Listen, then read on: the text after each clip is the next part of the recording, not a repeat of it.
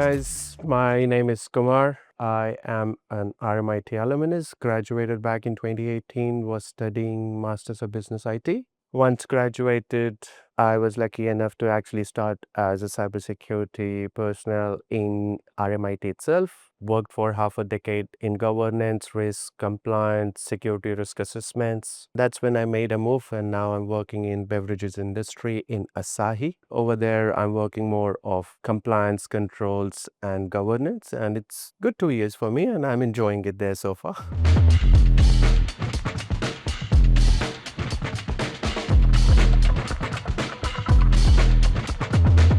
That's a very good question to actually understand how cybersecurity practice or governance should be. So, in my suggestions, cybersecurity frameworks like NIST, CSF, ISO 27001, CIS controls, and COVID actually provide structural approaches to firstly assess the current state the organization that is in, especially on the maturity, the capability, and the risk exposure that you have. Secondly, to identify gaps just to ensure that you have the best practices. And thirdly, in my opinion, align security initiatives with business objectives. And it actually gives you sort of a standard operating model that you can refer and uplift the maturity for your organization. Yeah. So that's one thing that everybody sort of struggles with every organization, but the best way to look at it is first point, you have to baseline the assessment. What exactly are you trying to do?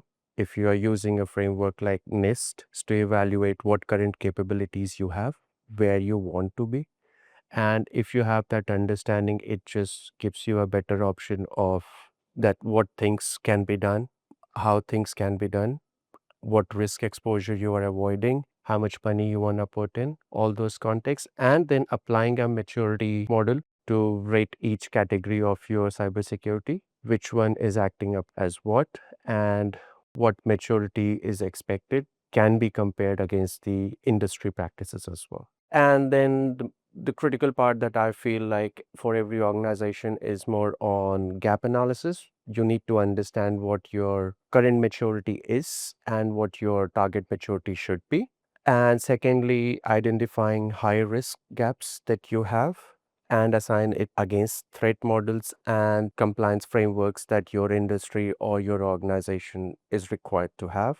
Once gap analysis is done, then in order to implement it, strategic planning comes in very handy to have a plan to prioritize the improvements based on the risk, business impact, and regulatory obligations, and use the frameworks to justify investment and track progress and provide an update to the business that this is the investment and this is the outcome that we are getting out of it. It helps you in and keeping in track of continuous improvement on how we can keep on doing this in future by regularly assessing and evolving out of controls and integrate framework within the company framework and risk management programs that gives you a better visibility and auditability perspective to the company.